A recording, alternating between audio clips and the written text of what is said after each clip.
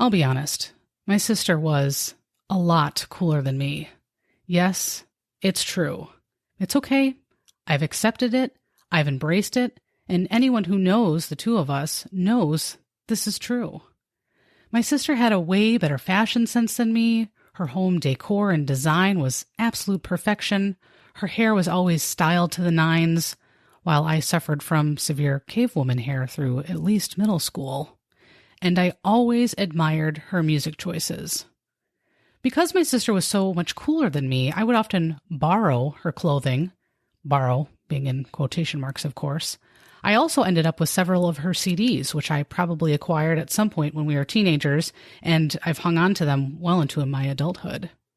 A few of those CDs include The Immaculate Collection by Madonna, Happenstance by Rachel Yamagata, and MTV Party to Go Volume 4, which I stole for the sole purpose of one song, Supermodel You Better Work by RuPaul. She loved this song so much, and so did I. Before iTunes and, God forbid, Napster, if you liked a song, you had to purchase a whole CD, even if the rest of the songs, well, kinda sucked. Thankfully, the CD was actually pretty decent, but it was definitely purchased so this song could be played on our respective boomboxes. My sister has always had a huge impact on my music choices throughout my whole life, and I almost always listen to music whenever I am driving because, well, being a parent to young children results in significant sleep deprivation. Recently, while driving back from the beach with my kids, Supermodel You Better Work came on, and I immediately started blasting it in the car. My kids hate when I do that, but they will know the magic that was music from the 1990s, especially those songs loved by their Auntie Becky, whether they like it or not. I knew in that moment what my next show would be all about. RuPaul Andre Charles describes his current drag persona as 2 parts Cher, 3 parts Diana Ross, a dash of Dolly Parton, a little bit of David Bowie and James Brown, with a smattering of Bugs Bunny. This sentiment was one of the first things I learned about RuPaul while doing my research, and I immediately knew that his story was going to be incredibly intriguing. As it turns out, I was right. So grab your 7-inch heels, a bedazzled dress, and an oversized wig. Here we go.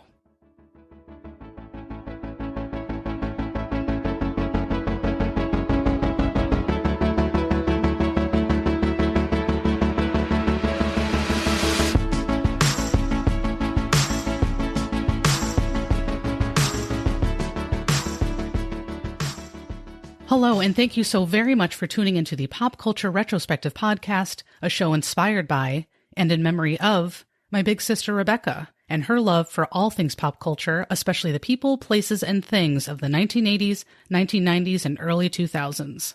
My name is Amy Lewis, and I am your captain aboard this pop culture time machine. You are tuning into episode number 10, RuPaul. And man, episode number 10, that is just crazy. The past 2 or so months have just flown by, but the journey thus far has been a blast. Thank you for being a part of it.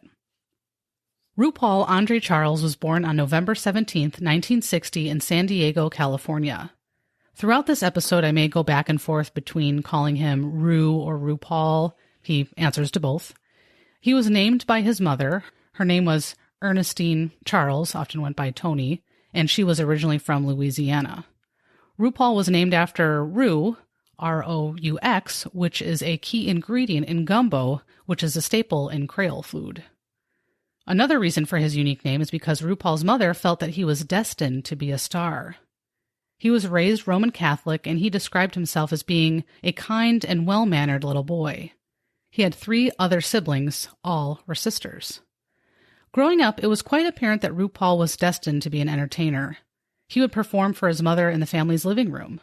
He would pretend he was a talk show host and would interview his sister, much to his mother's delight. My sister and I also liked to perform for our parents in our living room, and thankfully my dad was able to capture a lot of that on tape with his humongous JVC home video camera. We didn't pretend to host a talk show, but we did dance and sing to Tina Turner and the one-hit wonder song Whoop There It Is when the Chicago Bulls won the NBA championship. Early on, RuPaul learned that having a sense of humor and sort of an alter ego would be extremely helpful in dealing with difficult situations, especially trauma. In various interviews I listened to or watched, RuPaul alludes to his home life being incredibly volatile. He said that his parents were, quote, always at war, and that their home was a war zone. He alluded to domestic violence in his household as his parents were reportedly often physical with each other. In one despairing story, he said that during one heated argument, his mother dumped gasoline all over his father's car while it sat in the garage. She held a match over the car and threatened to drop it. RuPaul and his siblings all watched the scene across the street from their house while fire trucks pulled up. Thankfully, a woman from the family's church managed to talk his mother out of making this very, very dangerous decision. Eventually, RuPaul's parents ended up divorcing, and all 4 children would go on to live with their mother. It sounded like after the divorce, RuPaul's father essentially abandoned the family, further adding to the trauma that the children had already experienced. Spending so much time with 4 women also added to RuPaul's desire to perform. He learned a lot about women's fashion during his upbringing in a female-dominated household and really enjoyed getting dressed up. He liked to pretend he was one of his idols like Diana Ross or Jane Fonda. His interests were certainly unique, but as RuPaul once said, "You were born not to fit in, but to stand out." I like that. His older sister, Renetta, helped him get through their tough childhood through the power of imagination and what he called magic. In one story, he said that Renetta, who was 7 years older than him, took him to a canyon in San Diego with just a blanket and a brown bag full of cookies. She wanted to take her little brother out for a true picnic. This was a very simple gesture, but it helped RuPaul understand the power of changing your perception. Something that was so simplistic could really be powerful. It taught him to think differently and that using our imaginations could take us to magical places. Older sisters really and truly are magical people. I can certainly attest to that. My sister had an incredible imagination as a child. She and I would play summer camp in our front entryway. It was her idea to pretend that the 2 front hall closets could be our respective bunks. She would transform our basement playroom into a classroom with extra credit folders with worksheets. We also transformed our living room into a video rental store on more than one occasion. My sister had a very creative perspective on our childhood activities, even when she was very, very young. During his teenage years, he seemed to be a bit lost. He struggled to attend school consistently and was reportedly kicked out of high school due to his absences. When his sister Renetta decided she would be moving to Georgia, RuPaul opted to join her, and he attended a school for the performing arts. He didn't end up graduating from this high school or high school in general, but he did meet a teacher that had a positive impact on him. His name was Mr. Purnell, and he gave RuPaul some great advice. Don't take life too seriously. When RuPaul received a star on the Hollywood Walk of Fame in 2018, Mr. Purnell was RuPaul's special guest. During his early adult years in Atlanta, he tried to break into show business. He began playing music with punk rock bands. In 1982, he appeared on an Atlanta public access variety show. That same year, he attended his very first gay pride parade ever in Atlanta, which he said only had about 75 people in attendance. Soon after, he started performing as a bar dancer or with bands he was a member of, first being in a band named RuPaul and the U-Hauls, and later in a group called Wee Wee Pole. Yes, you heard that correctly. Wee Wee Pole. It's an interesting name. I'm not joking. On the side, he also worked some odd jobs, including being a used car salesman for a period of time. He knew that he needed to go to a larger, more progressive city to help his career, so in 1987, he moved to New York. He performed in nightclubs there in drag. He was one of the first drag queens to use their actual name on stage, not a made-up one. It was certainly a struggle to get by. In some reports, it was noted that he had periods of homelessness, and he would keep his clothing and other prized possessions in the basement of the club, and he would sleep elsewhere. Feeling a bit discouraged, he moved back to California, this time to LA, where one of his sisters lived. At 28 years old, he was sleeping on his sister's couch, and at night, he would often walk the streets of Hollywood, dreaming of becoming a star. At this time, he was plagued by some dark thoughts and often questioned whether or not his life was really worth living. He was broke, and he felt very alone. Thankfully, these feelings didn't last forever, and by the early 1990s, RuPaul had moved back to New York City, hoping once again to make it big. He began performing at a few Manhattan nightclubs and became popular due to his flamboyant performances. He was soon hired to perform at parties. In 1989, he was asked to perform as a dancer in the classic B-52's music video for the hit song Love Shack. He's dressed in drag for this music video, of course, and is featured in a few brief clips. A bit of a backstory with the origins of this B-52 song. The Love Shack is actually a fictional club, but the concept of the club came about from a cabin that is actually located in Georgia. Sadly, that cabin burned down in 2004. So, I guess no longer will anyone be able to bang, bang, bang on the door, baby. And after that fire, that tin roof was definitely rusted. Get it? Because, those are lyrics from the song. All right. Anyways, this appearance led to some future performances in movies such as Brady Bunch, Crooklyn, and To Wong Foo. In 1990, he was voted Queen of Manhattan by several nightclub owners, promoters, and DJs at the annual event. 1993 saw his next big break, but this time it came in the form of music. Tommy Boy Records picked him up to create pop music, stepping away from punk like he had performed years before. Tommy Boy Records is probably more well-known for producing hip-hop and rap music with artists such as Digital Underground, Naughty by Nature, and one of my wife's favorite entertainers, Queen Latifah. Thankfully, though, they saw something in RuPaul and took a chance with him, which proved to be an excellent choice. The album, Supermodel of the World, was released that year, and one of the singles released off of that album was called Supermodel, in parentheses, You Better Work, which was really and truly a dance anthem. I think the song holds up pretty well almost 30 years after its release. It was, of course, very popular among gay audiences, but found a lot of success in mainstream music. The song and album were pretty successful, and the song would be RuPaul's biggest hit in his music career.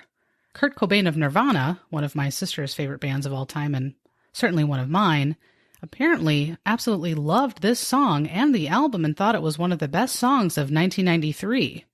The two were photographed together at the MTV Video Music Awards that year. Now that is an unlikely duo if I ever did hear of one, but man, RuPaul and Kurt Cobain, that is the most 90s thing I have heard all week. I kept thinking about what song titles could have come about if they had collaborated. Perhaps Smells Like a Teen Supermodel or Come As You Better Work? Anyways, Nirvana would go on to appear in a TV special called RuPaul's Christmas Ball in December of 1993. Sadly, that was just a few months before Kurt Cobain died by suicide in April of 1994. RuPaul has gone on to have quite an extensive music career. He has released 12 studio albums, which has included collaborations with artists such as Elton John, Lady Gaga, and Miley Cyrus. And he's even released a Christmas album. In 1994, he became the first drag supermodel to represent MAC Cosmetics in advertisements. Part of the proceeds from the sales of the makeup went to fund AIDS research. 1994 was right around the time that we were going through the AIDS crisis in the United States. It peaked in 1995. In 1996, RuPaul hosted his own talk show, which was on VH1. It ran for about 2 years. He had some pretty high-profile guests on the show, including Cher. His dream of being a TV host had finally come true. He also hosted a radio show that same year. In 1999, RuPaul won the Vito Russo Entertainer of the Year award at the GLAAD Media Awards. GLAAD, in case you are not familiar with the organization, stands for the Gay and Lesbian Alliance Against Defamation. The name Vito Russo did not ring a bell, so I thought I would look up some information about who he was. And here's what I learned. Vito Russo was born in 1946. He was an LGBT activist who wrote the book The Celluloid Closet, which covered homosexuality in the film industry. At a young age, he was bothered by how gay people were portrayed in the media, often in sort of a stereotypical or negative sense. He also witnessed the Stonewall riots in 1969, which further deepened his desire to be an LGBT activist. Sadly, he passed away from AIDS in 1990. At his memorial, the attendees sang "Over the Rainbow." I imagine there wasn't a dry eye at that event. In the early 2000s, RuPaul's focus was mainly on music. He's gotten some pushback at times from the gay media during this time who just want to see him focus on performing and fashion and being in drag. But he did have some successful dance hits during this time, including "Looking Good, Feeling Gorgeous," and "Work Out." 2009 saw one of the most pivotal moments of RuPaul's career, the premiere of his television brainchild, RuPaul's Drag Race, which originally aired on the Logo Network. In this show, drag queens compete to be America's next drag superstar.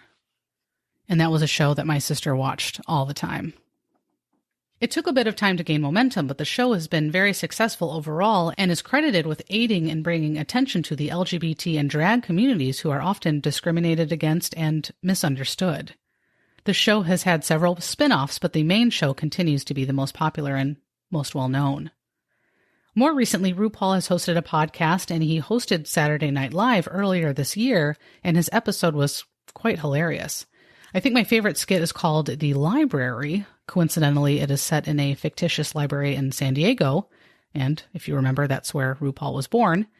In the skit, RuPaul is invited to read to a group of kids, and he goes through a bunch of books aimed toward children that he, in fact, judges by their covers.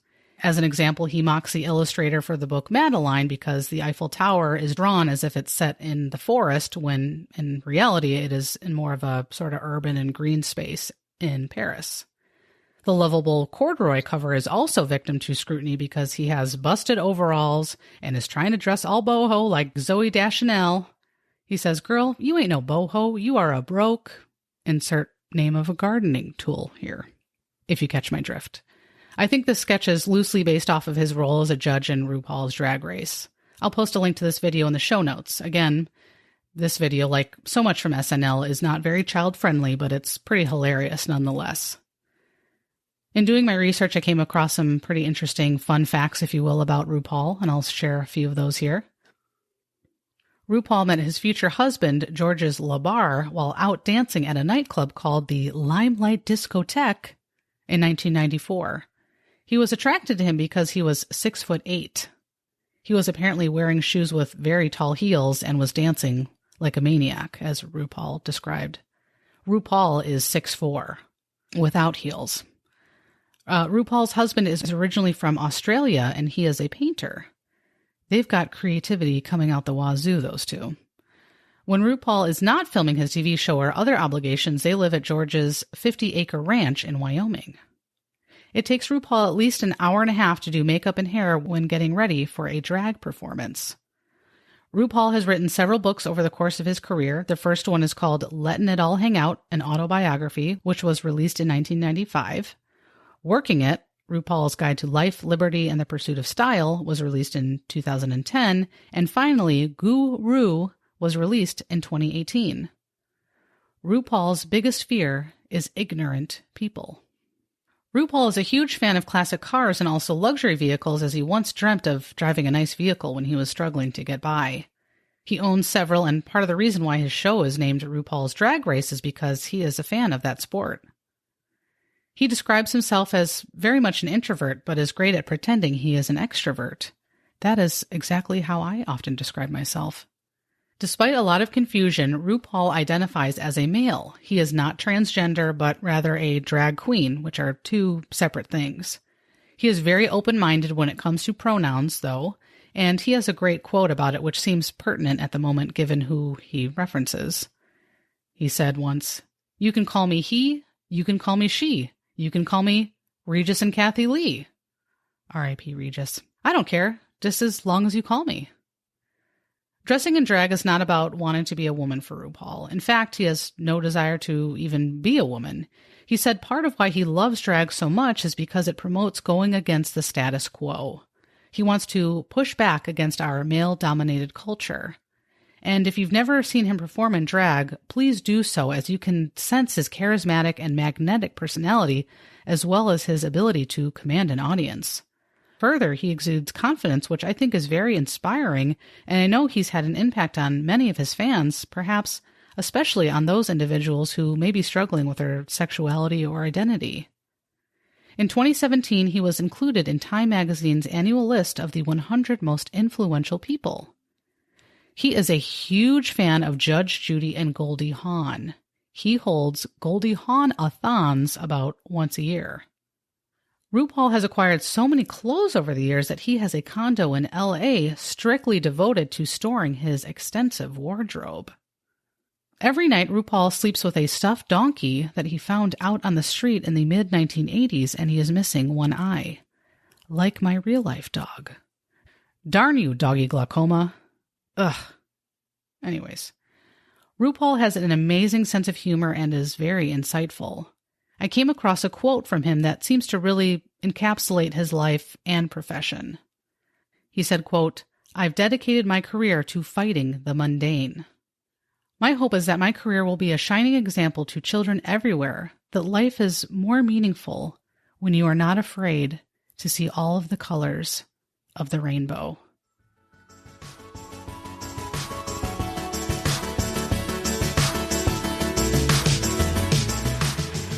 I hope you've enjoyed this look back on the life of RuPaul, the most commercially successful drag queen of all time, with a net worth that is reportedly over $60 million. If you are enjoying the Pop Culture Retrospective Podcast, please consider rating the show on iTunes or Apple Podcasts. It helps the show out a lot. Thank you so much for tuning in and for your support. Please tell your friends and family about the show. And please feel free to contact me. My email address is popcultureretrospective@gmail.com, or you can tweet me. I'm at popcultureretro.